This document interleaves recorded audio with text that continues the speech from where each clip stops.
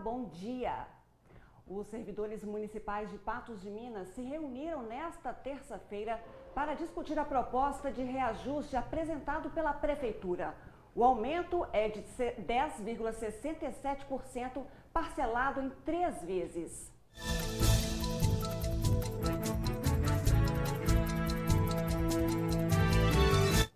E você vai ver ainda. Vacinação contra o H1N1 deve ser antecipada em todo o Brasil. Plantação de maconha é encontrada em casa no Nova Floresta. Esgoto que corre a céu aberto em rua sem asfalto provoca indignação no Jardim Recanto. Praticamente dramática a situação aqui. Os detalhes a partir de agora.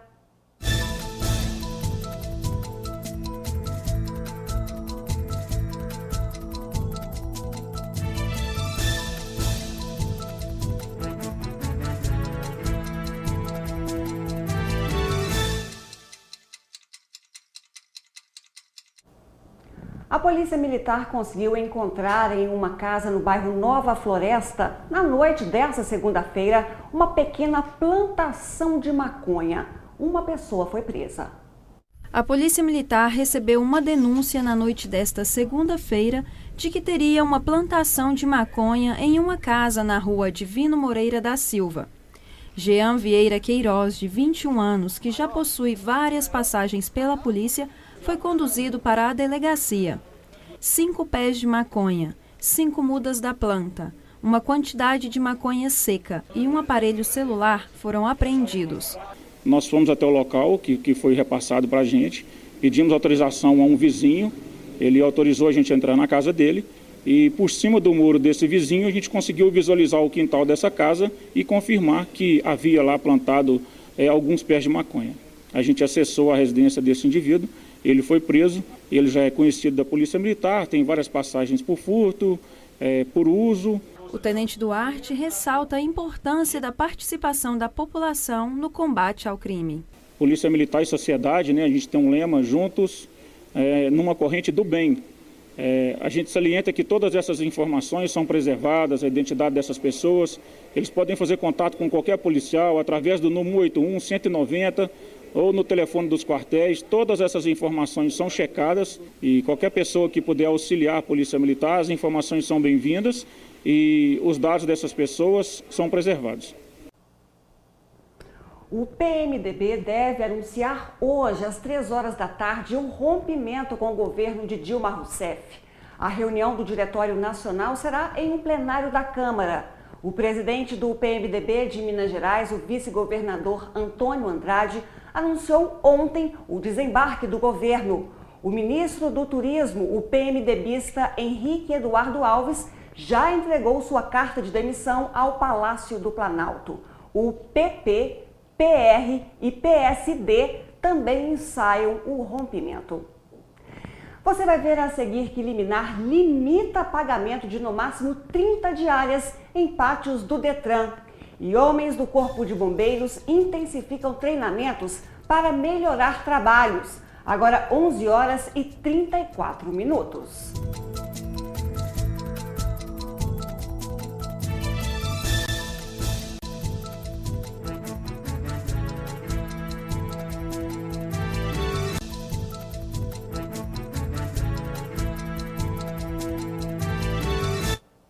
Acontece hoje à noite no Memorial do Milho, no Parque de Exposições, a escolha das 3 candidatas que vão disputar o título de Rainha Nacional do Milho 2016. 12 garotas foram selecionadas. Os jurados vão avaliar os quesitos beleza e simpatia, postura e elegância e comunicação. Manter a equipe pronta e treinada para lidar com os mais diferentes problemas, melhorando a cada ocorrência.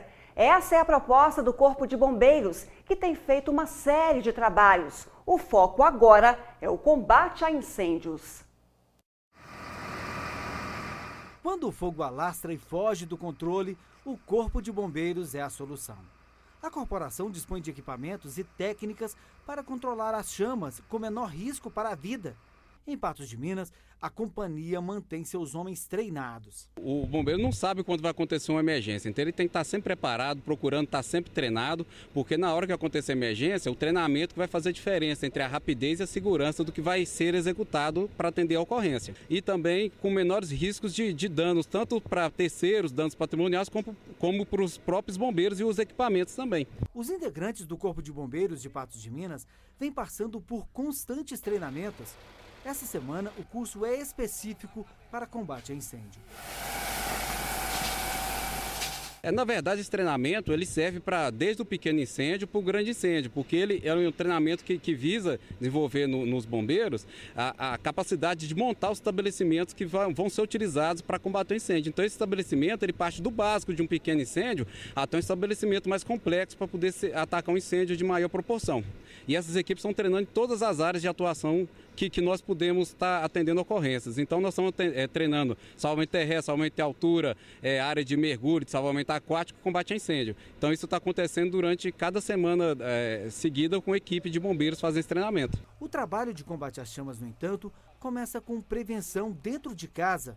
Botijão de gás, velas acesas e isqueiro nas mãos das crianças são as principais causas de incêndios em residências. Boa parte de incêndio que acontece aqui, a maioria dos casos que a gente acaba sendo chamado, muitas vezes é de panela esquecida no fogão e aí começa a gerar um incêndio. Então, a própria população, estando atenta a medidas que podem gerar o início do incêndio, vai estar contribuindo para que ele não ocorra. Alain explica, no entanto, que se a prevenção falhar e as chamas se alastrarem, o melhor a fazer é acionar o Corpo de Bombeiros. Ocorrendo um incêndio, ele primeiramente deve acionar o Corpo de Bombeiros e se tiver treinamento adequado para combater um princípio de incêndio, ele pode até combater. Se não adequado, chamou o Corpo de Bombeiros, esvazia o local e deixa o Corpo de Bombeiros chegar para atuar, que é a sua atribuição legal.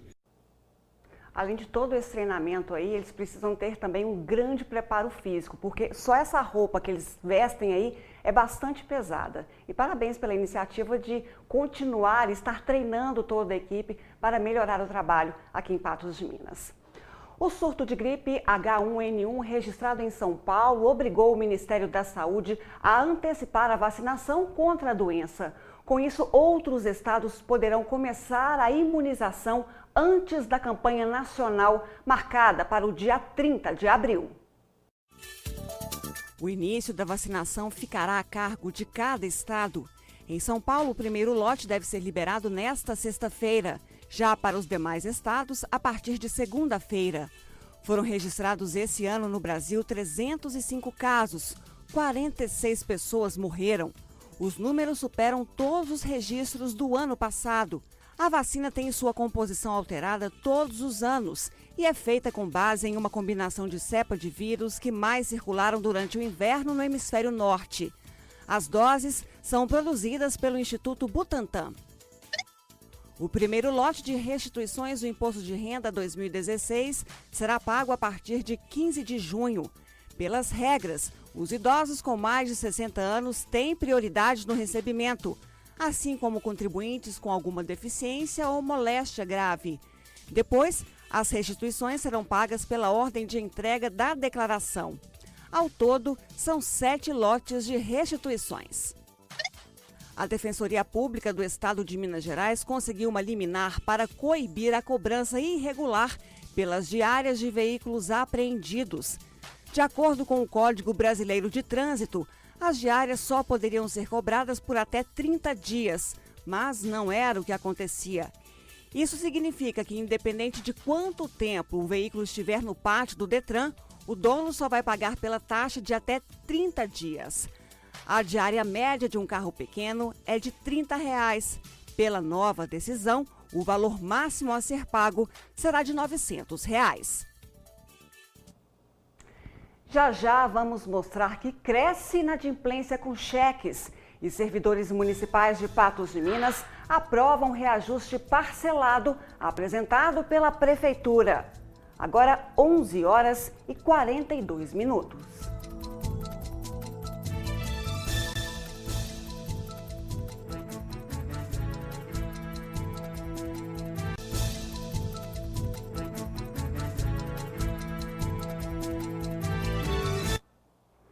Apesar de estarem perdendo lugar para o cartão de crédito, os cheques, mesmo não sendo a forma mais prática de pagamento, ainda se mantêm no mercado.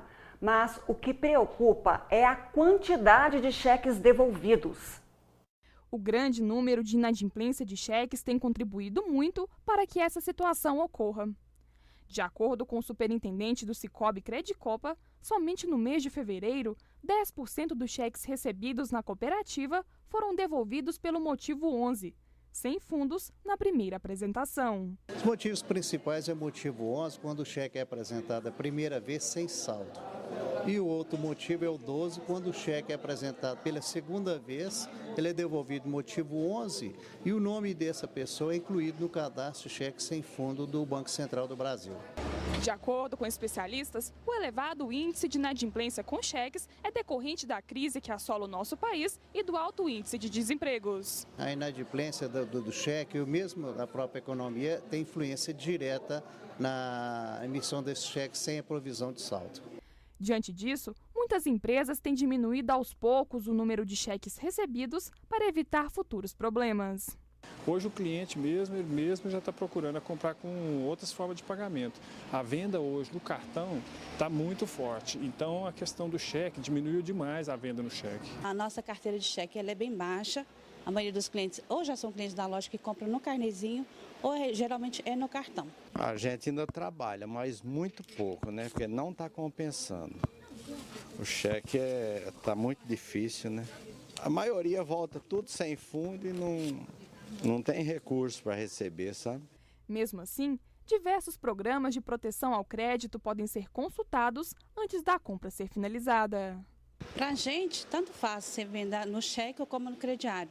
As consultas são feitas normalmente, a gente consulta o SPC, a gente faz as referências normal que é feito na compra com carnê. O próprio cadastro que a gente pode estar conferindo se o nome do cliente não está no CCF, ou seja, se o nome dele está no CCF, já é um indício forte que o cheque provavelmente vai ser devolvido.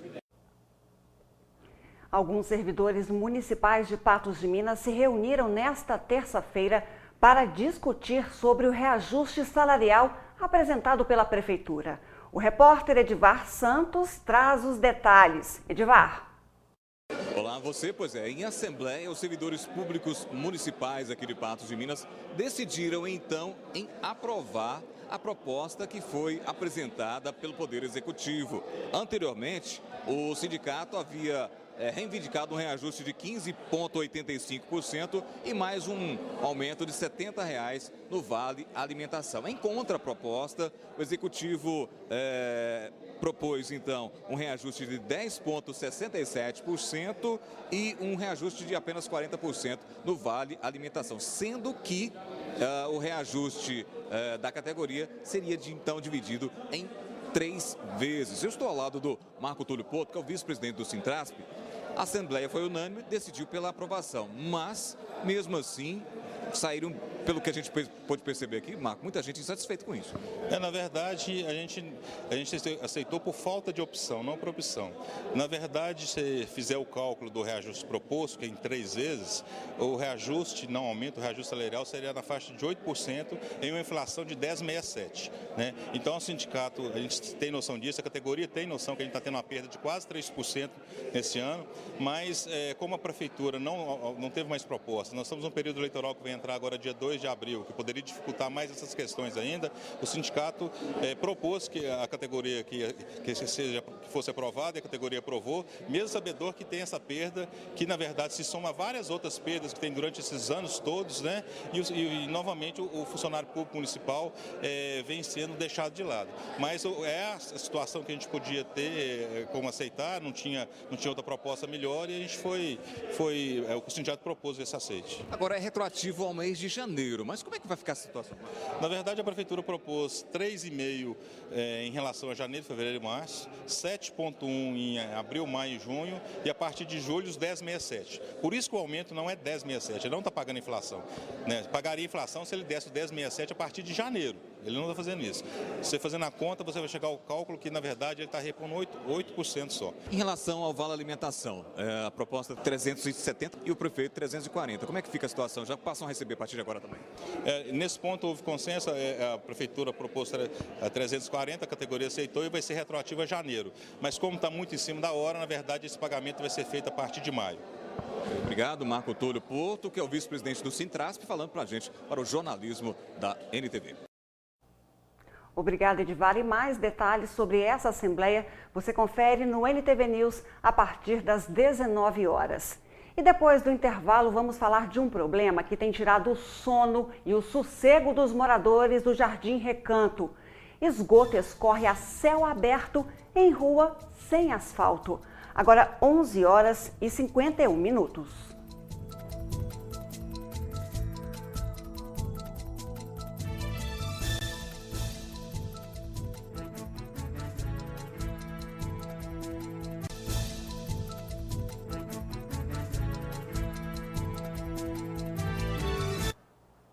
Uma boa notícia: a Agência Nacional de Energia Elétrica aprovou hoje a vigência da bandeira tarifária verde para o mês de abril.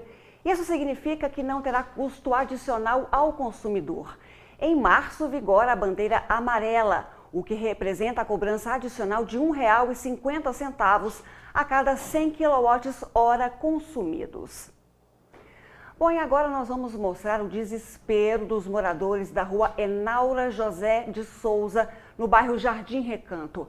A lista de problemas é grande e parece que as autoridades ignoram a situação caótica em que vivem. Esgoto a céu aberto, falta de iluminação, ruas sem asfalto. Estes são alguns dos problemas enfrentados pelos moradores do bairro Jardim Recanto. Esse esgoto frequentemente vem descendo aí, né? E inclusive tem essa parte aí do asfaltamento também, que precário também, aqui mais de 18 anos que eu moro aqui é a mesma situação. É o mesmo andamento, o mesmo jeito, você conversa com as autoridades e não adianta. Estoura a boca de lobo, estoura o esgoto lá em cima, é a céu aberto mesmo. Bicho, inseto, escorpião, tudo você acha aqui nessa rua. Outro problema gerado pela falta de estrutura do local é a não coleta do lixo, sendo necessário que os próprios moradores levem os entulhos até outro ponto onde o caminhão possa passar para recolhê-los. Vai fazer 8 anos que eu moro aqui e é um descaso, porque até mesmo o lixeiro não vem na nossa rua. A gente paga imposto, para quê? Se o lixeiro não tem coragem nem de vir na rua, porque ele vai na rua da esquina lá e não pode chegar aqui. A gente, tudo aqui é descaso. Se a gente quiser que o lixo não fica na porta, a gente tem que trazer aqui para cima. E tá preocupante mesmo, porque tá enchendo de bicho demais. O pessoal tá trazendo lixo daqui de cima para baixo, achando que ali é o lixão, sabe? Tá muito descaso mesmo. O prefeito podia tomar uma providência o mais rápido possível, sabe? Minha filha também mora na rua de baixo e eles só pegam o lixo lá na outra esquina de lá, tem que ficar levando lixo para lá. E ela foi a primeira a morar aqui também. E eles tudo falou que essa rua aqui tem muitos moradores aqui. O lixo não passa aqui, não varra a rua. Todo dia de tarde, esse calor, assim, a gente tem que fechar as portas bem cedo, porque está cheio de bicho, né? Vai entrar para dentro. De acordo com os moradores, quando chove, a situação se agrava ainda mais. As galerias não suportam, estouram e todo o esgoto desce invadindo as casas que ficam na parte mais baixa do bairro. Tive que concretar, não só essa vez, é a segunda vez já concreta minha garagem, certo? E daquele jeito ali, senão eu não consigo entrar com o meu veículo, entendeu? Que eu pago imposto caro ainda, né? Que a gente pagamos aí, tá dessa situação que vocês estão vendo aí. Praticamente dramática a situação aqui, entendeu? É de exclusão mesmo. Como é que as pessoas descem aqui também para poder, se chegar aqui um bandido, alguma coisa, você nem vê, sai correndo e vai embora, que nem iluminação não tem.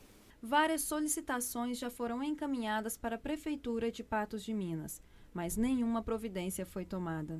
Não houve nenhuma resposta.